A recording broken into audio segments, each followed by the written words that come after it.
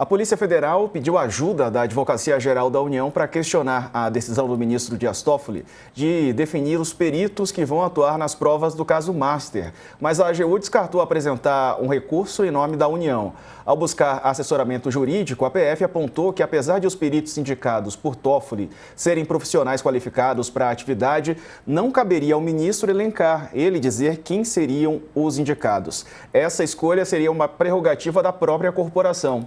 A AGU entende que a competência criminal é mesmo da Polícia Federal e que o caso Master não é um tema de governo. Segundo pessoas a par da conversa, a orientação foi no sentido de que a PF questione o Supremo diretamente, se assim achar necessário. Procurada pela reportagem da Folha de São Paulo, a Polícia Federal não respondeu se vai ou não contestar a decisão do Toffoli. Mas tem muita gente contestando, né, Carla? No on ou no off aí, contestando ou no mínimo achando exótica a atuação do ministro. Sim, Diego, tem muita gente nos bastidores, e aí eu de novo vou citar o editorial do jornal Folha de São Paulo hoje, que sugere que o ministro do STF deveria se afastar desse caso Master. Agora, essa reportagem que você leu agora, também da Folha, da repórter Luísa Martins, ela é importante para mostrar uma coisa que a intenção do governo, quando a Polícia Federal procura a AGU e a AGU diz, olha, esse assunto não é de governo, isso também mostra uma intenção do executivo, Diego, a gente falou um pouco aqui isso ontem, de tentar se manter um pouco afastado dessa crise toda do Master, né?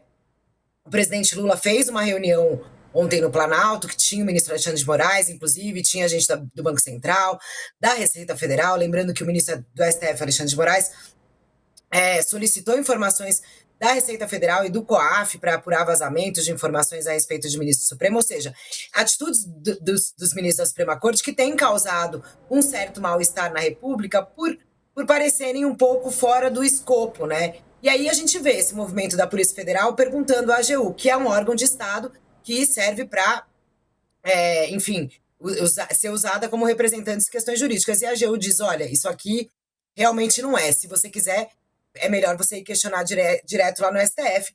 E o que a gente viu essa semana foram aí um pito do ministro Dias Toffoli em relação à PF, a PF extremamente incomodada com algumas decisões que o ministro, de forma inusual, pegou para si aí, quando ele pediu as provas lacradas da operação dessa semana e depois disse que a guarda tinha que ficar lá, depois enviou para a PGR, enfim, todas essas decisões, essas idas e vindas do Toffoli, o que tem sido vista como até uma superproteção nesse caso, né? O Toffoli de fato pegou tudo para si, colocou sob sigilo e está dando uma decisão atrás da outra que não são usuais, né? E aí a gente tem visto as instituições e os órgãos de Estado se mexendo para ver como é que dá para esse caso ser tratado sem abalar de fato as instituições, porque no capítulo passado dessa novela, a gente não pode esquecer, a gente viu inclusive o TCU, que é o Tribunal de Contas da União, questionando a atuação do Banco Central, que é o órgão fiscalizador, a respeito da liquidação do Master. Chegou a um ponto em que eu dei uma coluna aqui dizendo que tinha ministro do Supremo falando que tudo estava levando a crer que essas investidas, tanto do Toffoli quanto do TCU, estavam se armando uma tentativa de tentar reverter a liquidação do Master, algo que seria extremamente danoso para o sistema financeiro nacional. Então agora a gente vê aí que continua uma movimentação entre as instituições brasileiras para ver, olha, qual é o ponto e de que forma essas instituições podem, né, ter acesso às informações, podem a Polícia Federal continuar o seu processo de investigação sem interferência. Enfim, e aí agora, como o Matheus colocou, né, com a prorrogação dos 60 dias, mas também com essa diminuição de tempo de perguntas, de questionamentos aí de apuração, a gente vai ouvir falar desse por um bom tempo. E a gente tem dito aqui e repetido, Diego, esse é um caso que mexe desde a Faria Lima até a cúpula aqui de vários poderes de Brasília, né? Mexe no Congresso, mexe com muita gente que gostaria de ver esse tema de alguma forma abafado. E o ministro do Supremo Tribunal Federal, por essas seguidas decisões que não são usuais, aliás, hoje uma matéria também da Letícia Casado e do Matheus Coutinho aqui mostrou a sequência dessas decisões do Toffoli, como elas não são usuais e a desconfiança que tudo isso traz. Então, eu acho que nós, né, nosso papel como imprensa é continuar fiscalizando, é pedir que as autoridades expliquem e tenham transparência, o máximo de transparência possível nesse caso, porque o maior interessado disso, além dos investidores lesados, né, é a sociedade a sociedade brasileira que quer acreditar e continuar acreditando no nosso sistema financeiro nacional, né, que tem aí o seu órgão fiscalizador do Banco Central, que ontem também acabou liquidando a REAG e uma outra operadora de investimento. Enfim, Diego, é um cenário complexo que mexe com gente de muito dinheiro, né, com muitos interesses, e que nosso papel é fiscalizar, apurar, também investigar. O jornalismo tem a sua ala investigativa e a gente tem feito isso muito bem aqui no Fábio Serapião, a Natália Portinari, a Dani. Enfim, acho que a gente está num cenário que não dá, de novo, vou recorrer a isso, não dá para a gente fazer previsões de como vai acabar isso. E aí, Diego, como você não estava aqui ontem, eu vou te contar. Conversando com o ministro do Supremo anteontem, eu perguntei, aonde vai acabar essa história, né? O senhor consegue ver o fim dessa história? Ele falou, o fim eu não consigo, mas eu consigo ver que a estrada está bem esquisita e muito esburacada. São as palavras de um ministro do Supremo.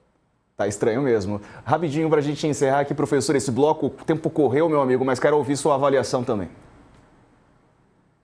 Bom, Diego, eu acho que tem 3 coisas que a gente tem que prestar atenção. Uma delas é realmente essa confusão na investigação, né? Eu acho que essa é uma questão mais técnica, mas que a gente tem que prestar atenção porque é estranho, né? Tem muitas coisas estranhas acontecendo.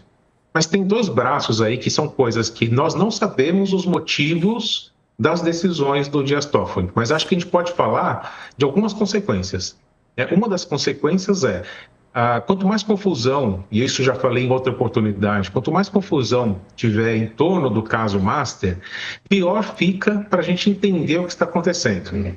Então acaba escondendo algumas coisas, né? A confusão esconde, oculta muitas coisas. Alguns nomes começam a sair de pauta, a gente não sabe direito quantas pessoas estão envolvidas, então quanto mais confusão, mais difícil de acompanhar. E uma outra questão que é pouco falado, mas está aparecendo agora em redes sociais, por exemplo. O fato do Toffoli criar, propositalmente ou não, né, esta confusão, começou a colocar mais questionamentos sobre o STF. Então, mais gente tem falado nas redes sociais, né? Olha só o STF, como é verdade aquela história de que eles estão dominando tudo, que eles querem mandar em tudo, vai descredibilizando o STF. Então, é um problema aí institucional, né? A gente não pode deixar que as instituições sejam prejudicadas por esse tipo de ação. Se é proposital ou não, se é por falta de conhecimento, se tem alguma coisa por trás que a gente não sabe, isso eu deixo até para a questão técnica de lado. Né? A gente tem que pensar nessas consequências. Deixar o STF com essa imagem de que toma decisões de acordo com a vontade de cada um, só vai prejudicar a imagem da instituição.